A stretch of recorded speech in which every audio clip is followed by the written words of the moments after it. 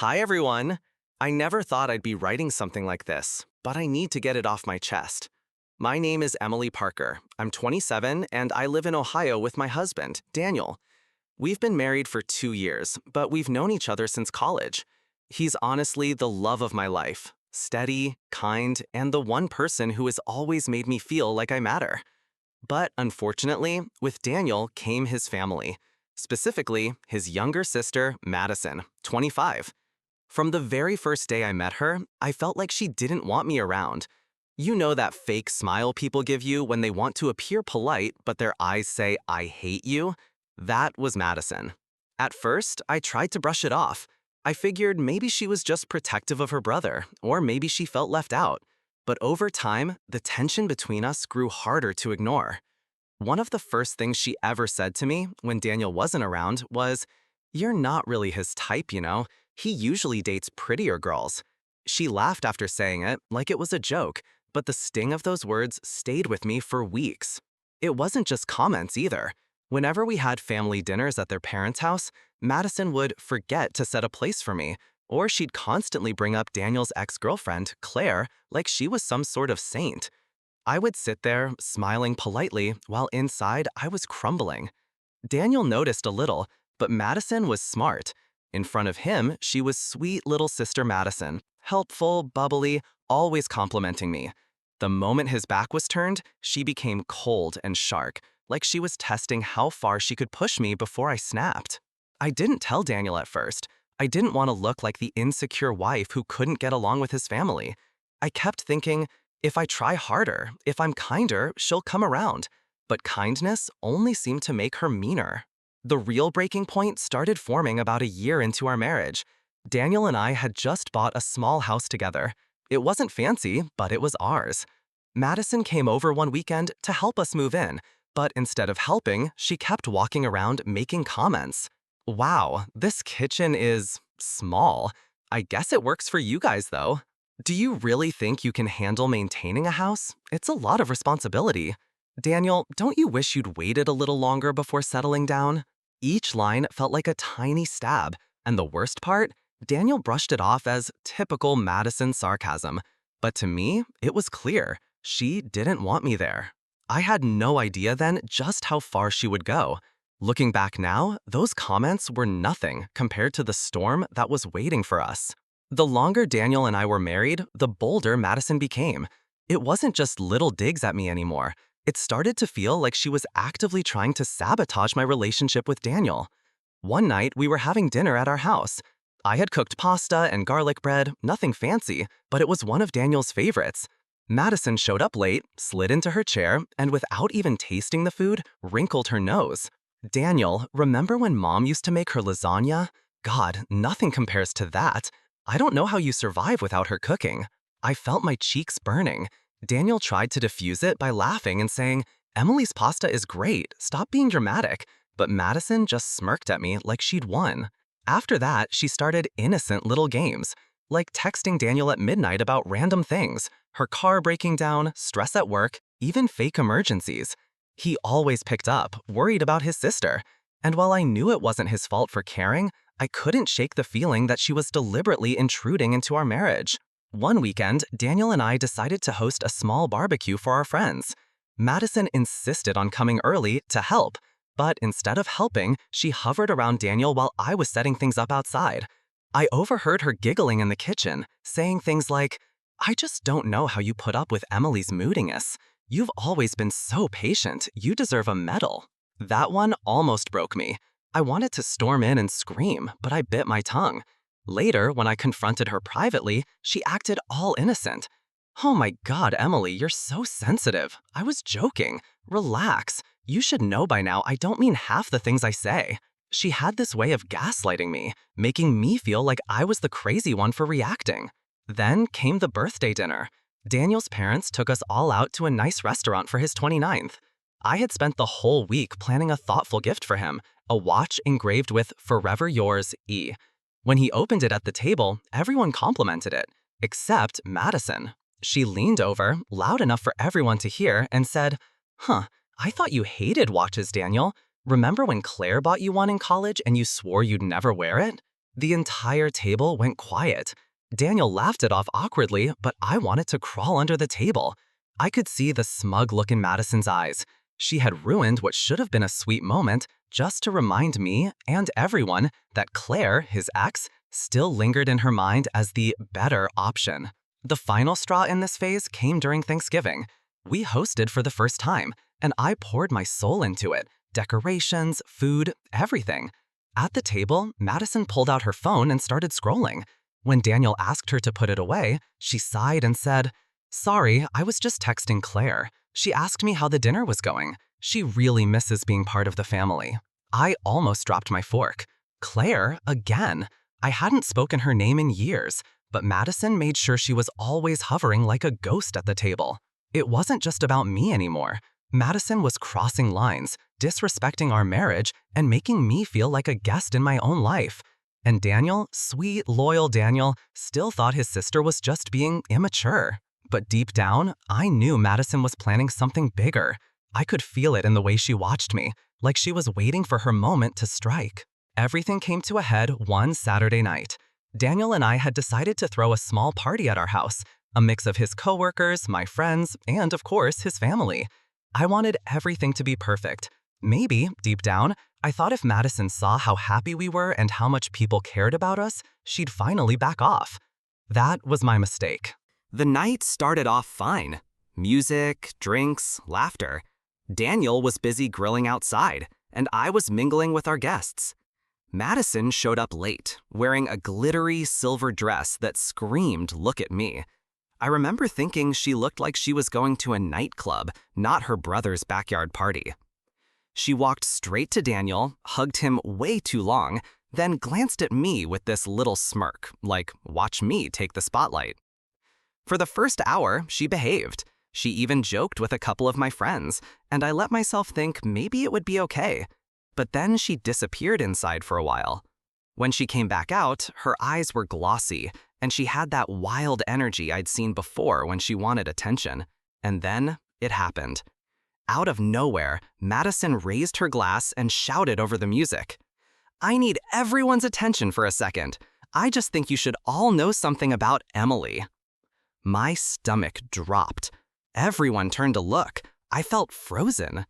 She smiled sweetly and said, "Emily's been cheating on Daniel with a guy from her work. I saw the messages myself." The backyard went completely silent. My heart started pounding so hard I thought I'd pass out.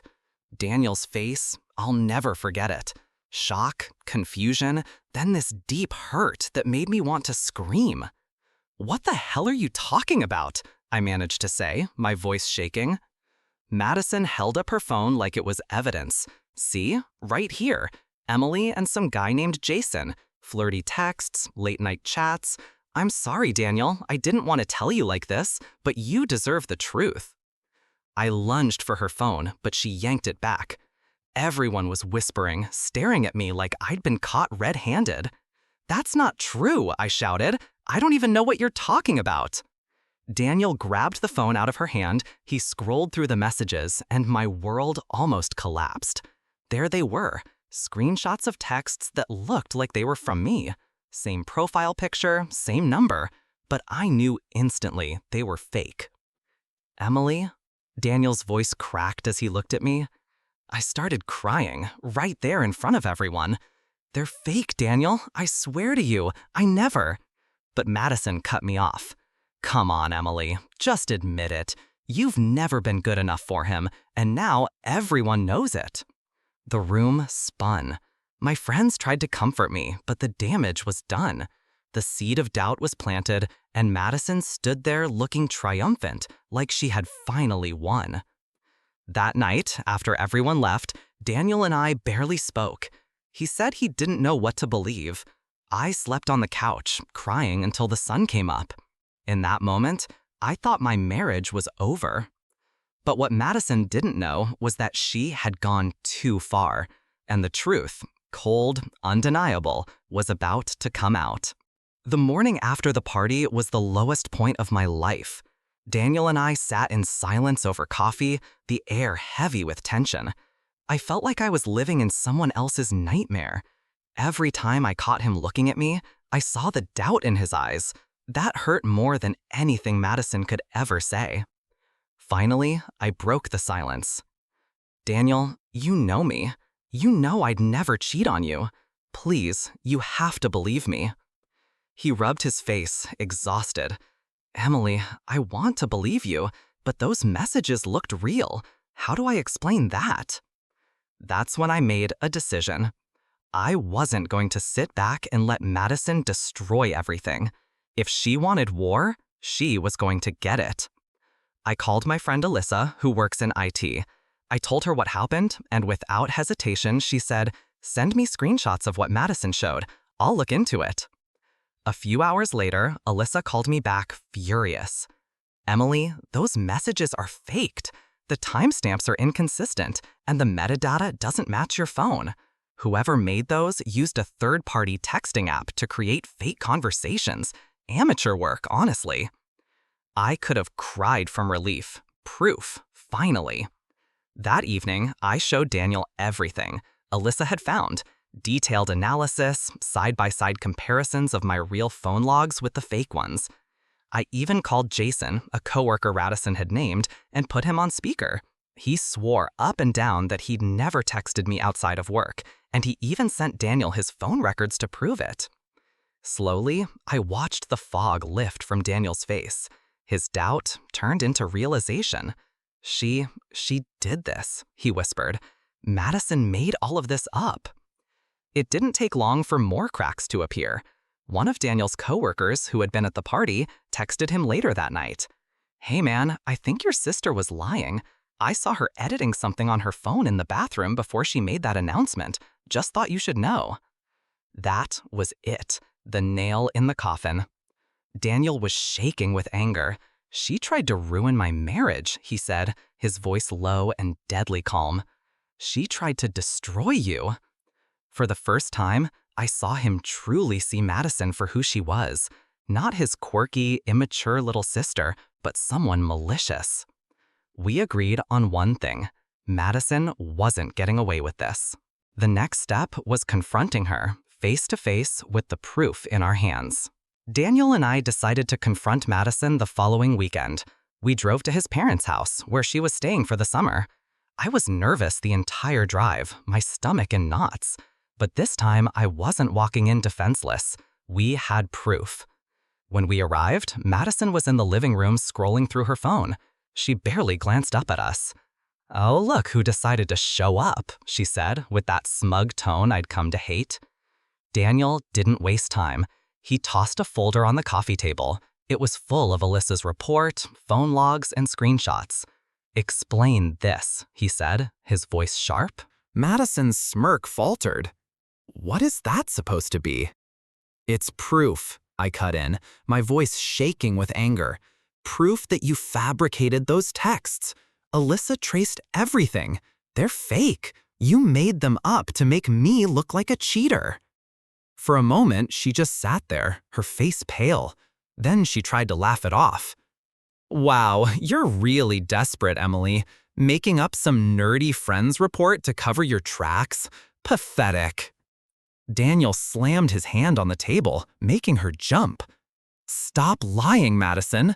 One of my coworkers saw you editing those screenshots in the bathroom during the party. Don't even try to deny it." Her mask cracked. I saw it, the flicker of panic in her eyes. "Why?" Daniel demanded, his voice breaking. "Why would you try to destroy my marriage? What the hell is wrong with you?" Finally, Madison exploded. "Because you don't deserve her," she shouted, pointing at me. "She's not good enough for you, Daniel. Everyone sees it except you. You're my brother, and you've thrown your whole life away on her." The room went silent. My heart was pounding so loud I could barely hear. Daniel just stared at her, stunned. Then, slowly, he shook his head. "No, Madison. The only person I can't believe I wasted so much time defending is you." His parents had come downstairs during the shouting. When they realized what had happened, their faces were a mix of shame and fury. His mom said quietly, Madison, you've gone too far. You're not welcome here until you get help. Madison's eyes filled with tears, not of remorse, but of rage. You're all taking her side over your own family? Daniel's father's voice was like steel. You stopped being family the moment you tried to destroy his. Madison stormed upstairs, slamming the door so hard the walls shook. I stood there, shaking, tears streaming down my face. Daniel pulled me into his arms and whispered, "I'm so sorry I ever doubted you." For the first time in months, I felt like I could breathe again. Madison was finally exposed. But the fallout from this wasn't over yet. After the confrontation, things shifted dramatically. Daniel's parents kept their word. Madison was asked to leave the house until she got professional help. She packed her things the next day and moved in with a friend. Word spread quickly through the family, and for once, I wasn't the one painted as the villain. Everyone knew the truth now. At first, I felt numb. Weeks of tension and humiliation had taken such a toll that even after being vindicated, I didn't feel relief right away. Every time my phone buzzed, I flinched, half expecting more drama. But slowly, the weight began to lift. Daniel did everything he could to rebuild the trust that Madison had nearly destroyed. He apologized daily for doubting me, but more than that, he showed me through actions. Planning small dates, leaving me little notes, defending me fiercely when anyone brought Madison up.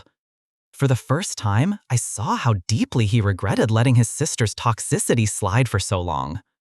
Madison, meanwhile, couldn't let it go. She tried reaching out to Daniel with long, guilt-tripping texts. "You're brainwashed by Emily. One day you'll see I was right." He blocked her number after the third attempt. His parents were devastated, but they stood firm.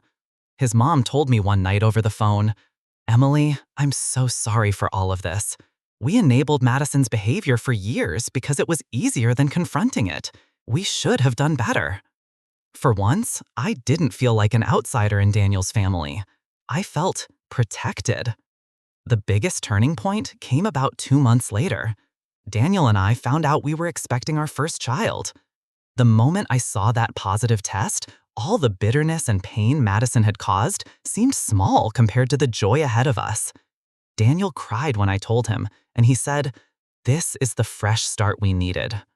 We didn't announce the pregnancy to extended family right away, but when we did, the support was overwhelming.